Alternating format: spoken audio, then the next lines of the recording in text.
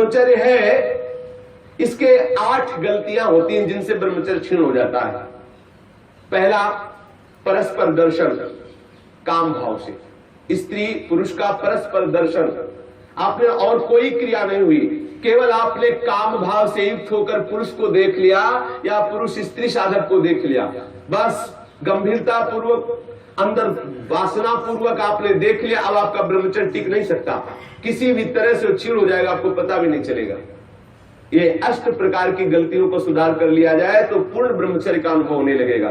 कभी भी किसी माता बहन की तरफ दृष्टि जाए, तत्काल उनमें भगवती का भाव करते हुए, जगदम्बा का भाव करते हुए, या श्री जी की सहचरियों का भाव करते हुए, या अपनी बहन का भाव करते हुए। हाँ, अपनी बहन में कहीं गलती भावना थोड़ी आती है, अपनी माँ में कहीं गलत भावना थोड़ी आती है, अपनी बेटी में कहीं गलत भावना थोड़ी आती है। ऐसे सद्भाव रखिए, कोशिश कीजिए कि उनके मस्तक और केशों पर, नेत्रों पर दृष्टि न जाए, चरणों पर दृष्टि रहे। जो चाहे आपन कल्याणा, सुजस सुमति शुभगति शुभनाना, सो परनार लीलार गुसाई, तजो चौथ के चंद्र किनाई। जैसे चौथ के चंद्रमा को देखने से कलंक लगता है, लोग बचते हैं, ऐसे ही माता बहनों के नेत्र, मस्तक और केस, इन 3 को देखने के लिए अपनी दृष्टि को बचा लो। नेत्रों में नेत्र न मिलने पावे, उनके ललाट और उनके केस पास पर दृष्टि न जाने पावे, उनके चरणों पर दृष्टि रहे। संभाषण करना हो तो सर नीचा करके ही उनसे संभाषण करो। ये आद्य शक्ति जगदम्बा के अंश स्वरूपा है, ये श्री जी की सहचरी है। ऐसा भाव रखकर उनसे वार्ता करो। ज्यादा देर वार्ता मत करो, ये एकांत में वार्ता मत करो। जहां दर्शन हो तत्काल नेत्र हटा लो। अगर दर्शन होते ही आपने काम भाव से उनको देख लिया तो फिर आप ब्रह्मचर्य नहीं रह सकते, या वो ब्रह्मचर्य नहीं रह सकती जिसने पुरुष को काम भाव से देख लिया। पहली गलती।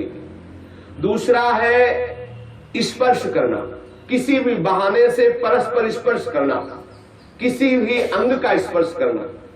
हम भले प्रकट नहीं कर रहे हैं अपनी वासना, लेकिन किसी भी बहाने से पुरुष या स्त्री के शरीर का स्पर्श करना परस्पर विपरीत भावना से, यह दूसरा लक्षण।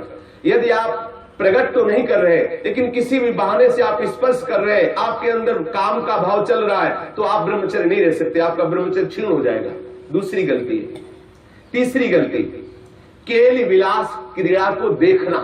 किसी भी जीव के केल विलास क्रीड़ा को देखने से अपने मन में वैसे भावुकता प्रकट हो जाती है और हम ब्रह्मचर्य खो बैठते हैं। चौथी बात, परस्पर बैठ करके एक दूसरे के रूप का गान करना। आप बड़ी सुंदर हो, या आप बड़े सुंदर हो, आपकी बहुत याद आती है, या वो बहुत सुंदर है, वो हमको बहुत चाहती है, वो हमको बहुत चाहते हैं। ऐसी परस्पर में वार्ता करना या एकांत में उसके गुण कीर्तन करने से ब्रह्मचर्य का नाश हो जाता है। पांचों, एकांत में बैठ करके भाषण करना। एकांत में बैठकर कभी भी साधक को ऐसी गलती कभी नहीं करनी, भले वो भागवती उपदेश क्यों न हो। जब आप देख लीजिए कि हमारे चित्त पर पुरुषत्व का अभिमान नष्ट हो गया है, किसी भी स्थिति में हमारे हृदय में भावना नहीं आएगी कि भोग्य वस्तु है, तो फिर सच्चिदानंद भगवान की अपार कृपा है, फिर त्रिभुवन में आपको कोई हिला नहीं सकता। नहीं स्वात्मा रामम विषय मृग तृष्णाम भ्रमयति। ज्ञानी भ्रष्ट हो सकता है लेकिन बोधवान नहीं, भक्त विचलित हो सकता है लेकिन प्रेमी नहीं।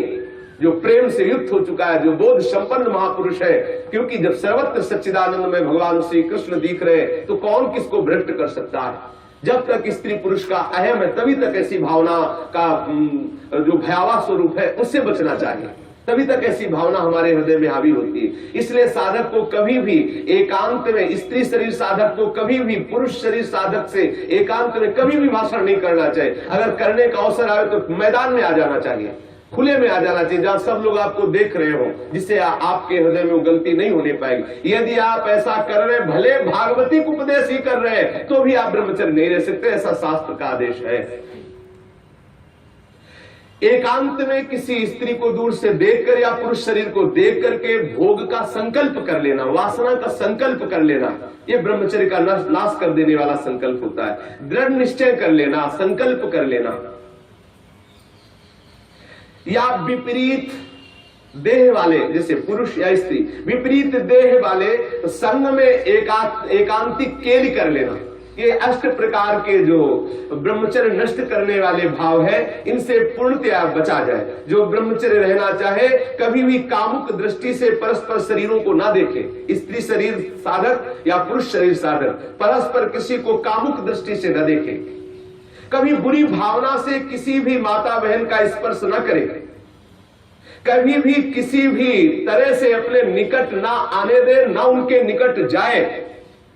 ये बहुत बहुत काम की बात है, इसे साधारण मत समझिए। हम भजन करते हुए भी जो आनंद का अनुभव नहीं कर पा रहे, यही गलती है, हम यही मिस्टेक कर रहे हैं। भले हम किसी का संपर्क नहीं कर रहे, लेकिन हमारे अंदर वासना की गणित लगती रहती, इसीलिए हमें परमानंद का अनुभव नहीं हो रहा। हमें सावधानी रखनी है। देखो, ये ऐसा कोई अपने में ना जाए कि मैं सिद्ध हो गया हूं, मैं जैसा मनमानी आचरण चाहूं कर सकता हूं। भगवान व्यास देव जी ने लिखा कि बड़े बड़े विद्वान भी इस आकर्षण में अपने आप को ढीला मानते हैं और गिर सकते हैं। इसलिए सावधानी पूर्वक, विद्वानों को भी ये जो आकर्षण है खींच सकता है, इसलिए सावधान रहे। कभी भी ब्रह्मचर्य व्रत धारण करने वाले उपासक को या गृहस्थ धर्म धारण करने वाले गृहस्थी को भी अपनी पत्नी के सिवा कभी और के साथ एकांत में संभाषण नहीं करना चाहिए। किसी को काम भरी दृष्टि से नहीं देखना चाहिए, किसी के काम भाव से स्पर्श नहीं करना चाहिए, किसी को काम भाव से न समीप आने देना चाहिए न समीप जाना चाहिए। कभी किसी को एकांत में परस्पर विरोधी शरीर वाले को, स्त्री पुरुष शरीर वाले को खेलना नहीं चाहिए। कोई भी खेल अकेले में नहीं खेलना चाहिए। कभी भी एकांत में बैठकर मजाक नहीं करना चाहिए, कभी भी एकांत में बैठकर बातचीत नहीं करनी चाहिए।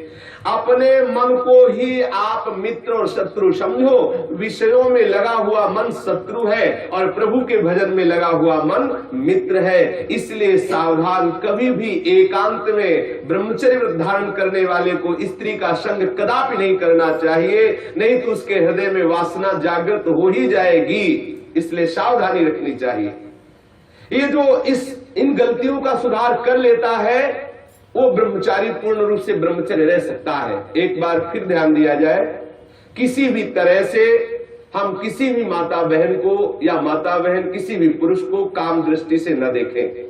दूसरी बात, किसी बहाने से हम परस्पर स्पर्श ना करें। तीसरी बात, किसी भी तरह से हम उनके साथ कोई क्रीड़ा ना करें, कोई खेल ना खेलें। किसी भी तरह से हम चार लोग बैठ करके उनकी प्रशंसा ना करें जिनके प्रति हमारा मन आकर्षण हो चुका है। कभी भी हम एकांत में संभाषण न करें, एकांत में संलाप न करें। कभी भी हम विषयों का संकल्प न कर बैठे, विषय भोग का संकल्प न कर बैठे। इस तरह से हम अपनी इन 8 क्रियाओं से निवृत्त रहे। बुरी भावना से देखना, बुरी भावना से स्पर्श करना, बुरी भावना से निकट जाना या निकट आने देना, ये नहीं होना।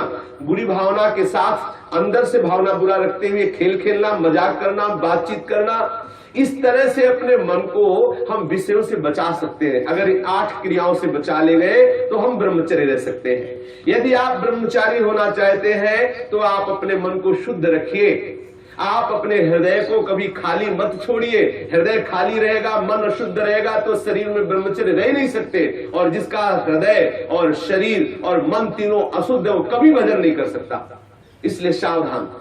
आज तो और बहुत बुरी दशा हो रही है, भक्ति के नाम पर वासना का पोषण करते हैं। भक्ति के नाम पर हम सखी तुम सखा, ये समझ जाने कौन सा नाटक। भगवान कैसे कैसे प्रपंच चल गए हैं, कैसे कैसे प्रपंचिक लोग अपनी वासना की पूर्ति के लिए भक्ति का आडंबर कर रहे हैं। भक्ति को हंसी मजाक समझा जा रहा है। राधा कृष्ण की महाप्रेममयी लीलाओं को कैसे किस भावना से घसीटा जा रहा है। बहुत दुर्गति होगी, बहुत सावधान। वो देख रहा है जो सबको देख ले। अरे कोई देखे न देखे, तुम तो देख ही रहे हो ना, तुम्ही को वहां बोलना पड़ेगा, वहां तुम छुपा नहीं सकते। सर्वशक्तिमान भगवान तुम्हारे अंदर बैठे देख रहा है। भजन करना चाहते हो, भगवत प्रेम प्राप्त करना चाहते हो तो ब्रह्मचर्य पर पूर्ण दृष्टि रखो।